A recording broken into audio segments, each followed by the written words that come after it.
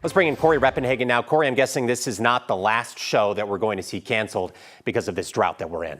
Yeah, likely not. I mean, 93% of the state is in drought conditions right now. And even if we have an active end of June, second half of June, we're not going to see much changes in that drought by July the 4th. So more cancellations could be possible.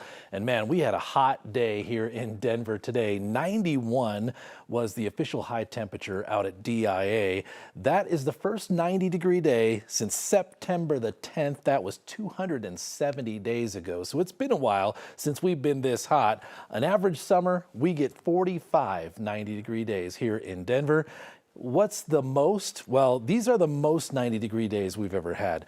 2020 and 2012 were absolutely insane with more than 70 90-degree days.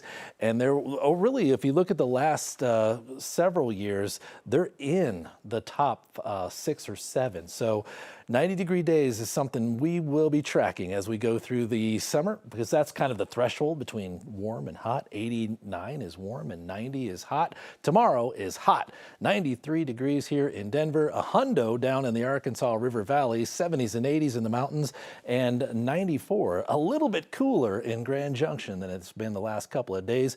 And of course, that's going to come with some elevated fire weather. We do have red flag fire weather warnings in place once again for most of the western slope into the mountains. Also, a watch for possible fire weather conditions developing in the Pueblo area tomorrow. And this will likely stay here for several days as we stay warm, dry, and breezy. Let's take a look at Futurecast here, zoomed out statewide. This is 3 o'clock tomorrow afternoon. Tomorrow's going to be much drier than it has been the last few days, with just a few isolated showers, most likely out towards the eastern plains, maybe 1 or 2 along the Front Range, but very isolated, very fast moving in nature, not too much to be troubled by.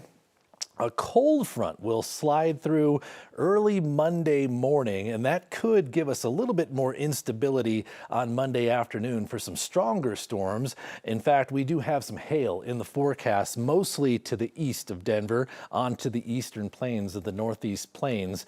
But we could see some hail type conditions develop at least briefly in the Front Range. So that's something that we will be watching for Monday afternoon. Here's the severe thunderstorm risk for Monday. You can see the level 1 marginal risk towards the eastern plains, Front Range not included. It'll most likely start right along the edge of the Front Range and move towards the eastern plains. So we'll have to see how close that nudges into us. Looking at a live camera shot that is absolutely dead right now. So let's move on to the 7-day forecast. Now we're going to have the heat return again on Tuesday. The record is 95. Our forecast is 94. So a couple more hot days coming down the pike, and we may cool things off heading into next weekend. That's your forecast.